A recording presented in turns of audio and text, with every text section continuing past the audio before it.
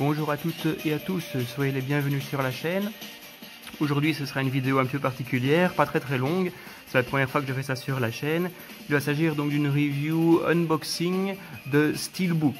Donc Steelbook, ce sont les boîtiers métalliques pour les Blu-ray. Ici en l'occurrence ça va concerner donc le film Perfect Blue qu'on voit ici. Alors c'est un film animé japonais sorti en 1997 et c'est donc Satoshi Kon qui avait déjà produit donc ce film là.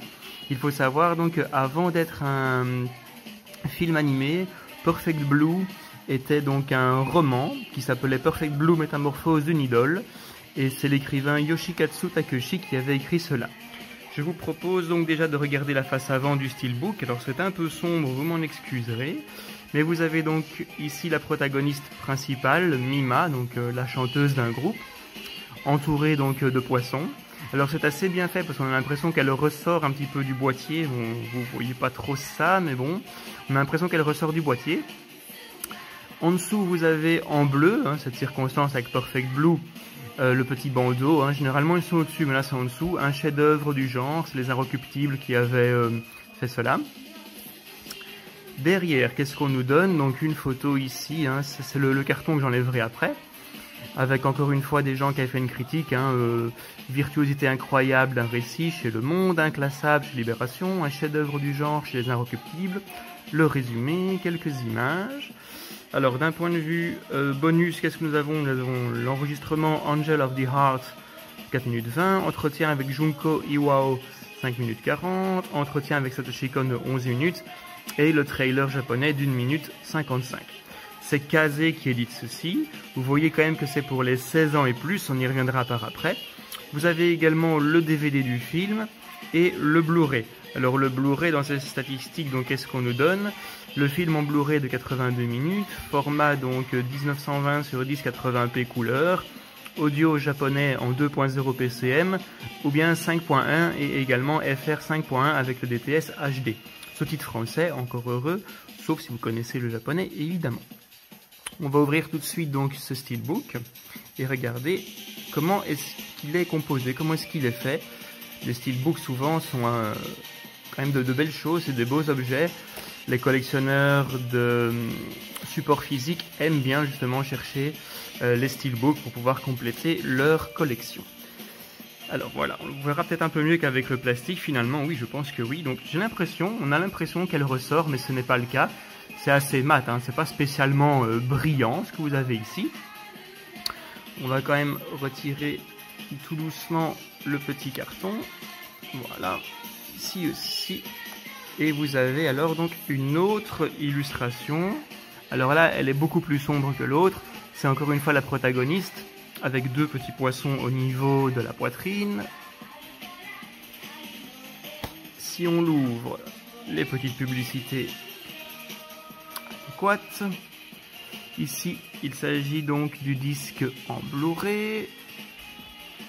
Le disque en DVD. Alors, on va les extraire parce que généralement, à l'intérieur, vous avez encore des illustrations.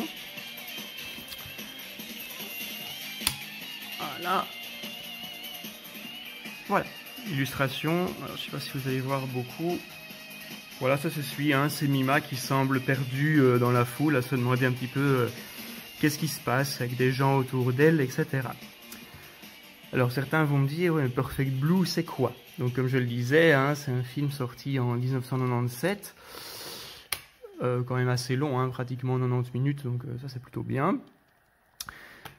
Il s'agit en fait d'un thriller psychologique. Mima donc est une chanteuse de J-pop, donc Japan Pop, et elle va quitter son groupe pour se lancer donc dans une autre carrière. Ça ne va pas plaire à un fan qui va n'avoir de cesse que de harceler Mima, et ça va tourner notre demoiselle ici en complètement parano. Donc elle va devenir assez paranoïaque, à se méfier de tout le monde, etc. Il va y avoir des meurtres autour d'elle, etc. Vraiment sa vie va être pourrie à cause de ça. Bon, je vous dévoile pas toute l'intrigue, mais c'est quand même une ambiance assez malsaine, ce Perfect Blue. Alors j'insiste là-dessus parce que certains qui pensent que les dessins animés ce n'est que pour les enfants que les dessins animés japonais c'est généralement de la connerie, ce film-là, je vous mets au défi de me dire que c'est pour les enfants, sincèrement. Je vous l'ai dit tout à l'heure en regardant le petit carton ici, c'est un 16+, et c'est pas pour rien que ce soit 16+. Les scènes de meurtre sont quand même assez trash. Sans trop spoiler, vous avez quand même une scène de viol là-dedans. Les musiques, on va y venir tout de suite, mais l'ambiance, elle est absolument dégueulasse quand vous écoutez les musiques. Donc ceux qui disent que les dessins animés et les dessins animés japonais c'est pour les gosses, regardez ceci au même titre que d'autres films qui sont sortis dans ces années-là. Et je pense que vous allez changer d'avis assez rapidement. Certains sont vraiment des chefs-d'œuvre. Celui-ci est un chef-d'œuvre. Il y en avait un autre qui est sorti 2 ans avant, en 1995, Ghost in the Shell. C'est un chef-d'œuvre également, hein. Il a été adapté d'ailleurs au cinéma en version américaine. Ça par contre, ça a fait un petit flop.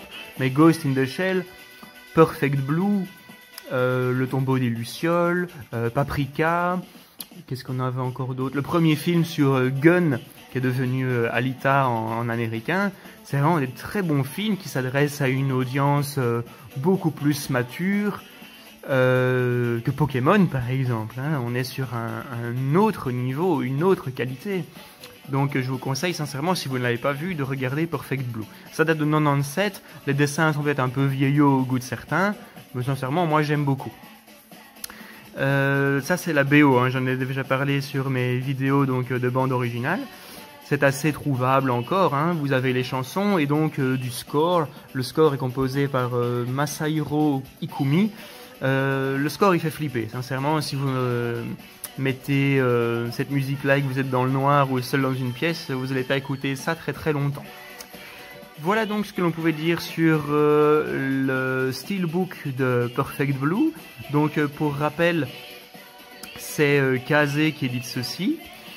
Je vous ai pas montré d'ailleurs, mais sur la tranche, voilà, vous avez un Perfect Blue, Blu-ray, DVD, Kazé.